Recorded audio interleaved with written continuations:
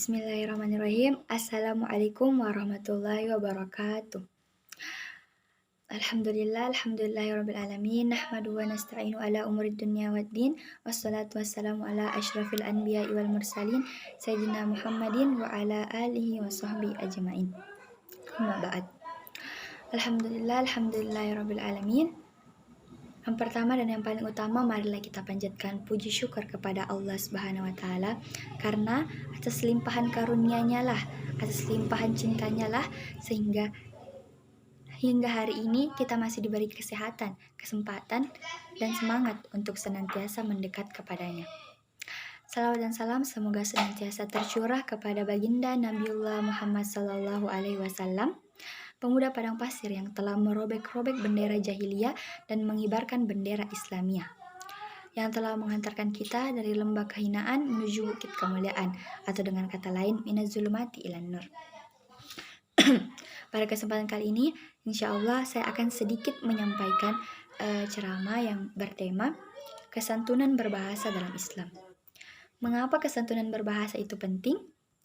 Allah Subhanahu wa taala berfirman, A'udzu billahi minasyaitonir rajim.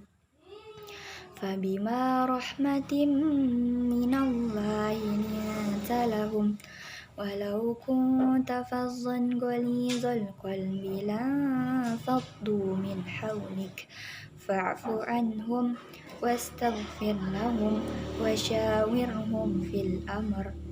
فَإِذَا عَزَمْتَ فَتَوَكَّلْ عَلَى اللَّهِ إِنَّ اللَّهَ يُحِبُّ الْمُتَوَكِّلِينَ. Yang artinya, maka berkat rahmat Tuhanmu lah kamu berlaku lemah lembut kepada mereka. Sekiranya engkau berlaku keras lagi kasar, tentulah mereka akan menjauhkan diri darimu. Karena itu, maafkanlah mereka dan mohonkanlah ampun untuk mereka, dan bermusyawarahlah dengan mereka tentang urusan itu.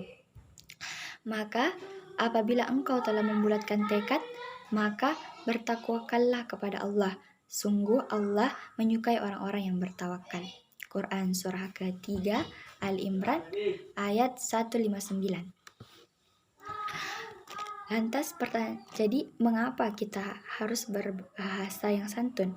Yang pertama yaitu dengan berbahasa santun orang-orang akan mudah dekat dengan kita. Sehingga yang kedua, kita akan mudah dalam berdakwah. Karena bukankah dakwah yang utama itu adalah akhlak, dan bukankah perkataan itu adalah bagian dari akhlak? Nah, pertanyaan selanjutnya, lantas bagaimana cara kita berlaku dan berbahasa dengan santun? Langsung saja, yang pertama yaitu qaulan sadida, perkataan yang benar. Dalam Quran surah ke-4 An-Nisa ayat 8 dikatakan bahwa, dan apabila sewaktu pembagian itu hadir kerabat, anak yatim dan orang miskin, maka berilah mereka itu sekadarnya dan ucapkanlah kepada mereka perkataan yang benar. Kemudian yang kedua yaitu qaulan layyina, perkataan yang lemah lembut. Sebagaimana disebutkan dalam Quran surah ke-20 Toha ayat 44. Maka berbicaralah kamu berdua kepadanya dengan perkataan yang lemah lembut. Mudah-mudahan mereka ingat atau takut. Kemudian yang ketiga yaitu qaulan ma'rufa, perkataan yang baik. Sebagaimana disebutkan dalam Quran surah ke-33 Al-Ahzab ayat ke-32, yang artinya, hai istri-istri Nabi, kamu sekalian tidaklah seperti wanita lain jika kamu bertakwa. Maka janganlah kamu tunduk dalam berbicara, sehingga berkeinginanlah orang yang ada penyakit dalam hatinya, dan ucapkanlah perkataan yang baik. Kemudian yang selanjutnya yaitu qaulan sakila, perkataan yang berat. Sebagaimana disebutkan dalam Quran surah ke-73, Quran surah Al-Muzammil ayat 5, Inna sanulqi alaika qaulan sakila. Sesungguhnya kami akan menurunkan kepadamu perkataan yang berat. Menurut Qut dan juga mufasir lain, yang dimaksud perkataan yang berat itu adalah Al-Quran. Walaupun di timbangan Al-Quran itu ringan, namun dalam timbangan kebenaran berat pengaruhnya, dan dalam hati juga berat pengaruhnya. Jadi perkataan yang berat dapat diartikan bahwa umat Islam harus mendasarkan perkataannya dari Al-Quran dan As-Sunnah. Kemudian yang kelima yaitu lajuan wala ta'sima, tidak mendengarkan perkataan yang sia-sia. Sebagaimana disebutkan dalam Quran surah ke-56, Quran surah Al-Waqiah ayat 52. La yasma'una fiha lagwan wala ta'sima.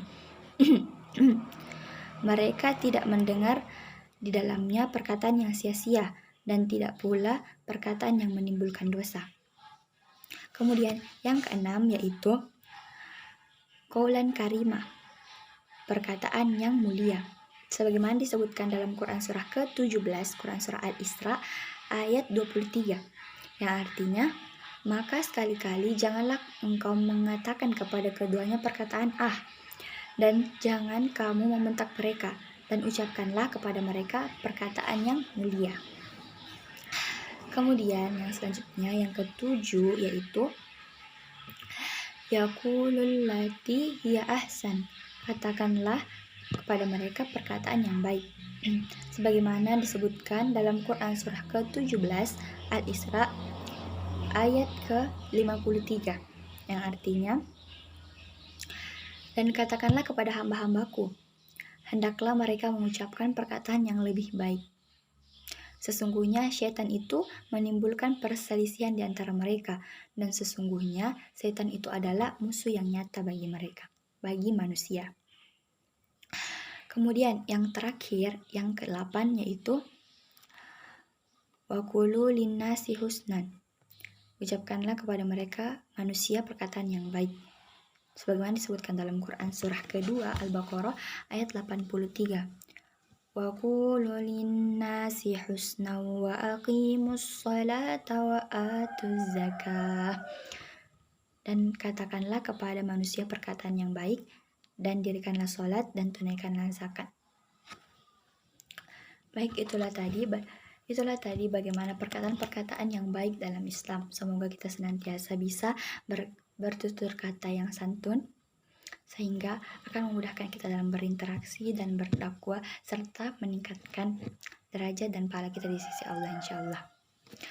Terakhir, Ali bin Abi Thalib mengatakan bahwa lidah orang berakal terletak di belakang pikirannya, dan lidah orang bodoh terletak di depan pikirannya. Mungkin cukup sekian ceramah yang dapat saya sampaikan. Fastabiqul khairat. Wassalamualaikum warahmatullahi wabarakatuh.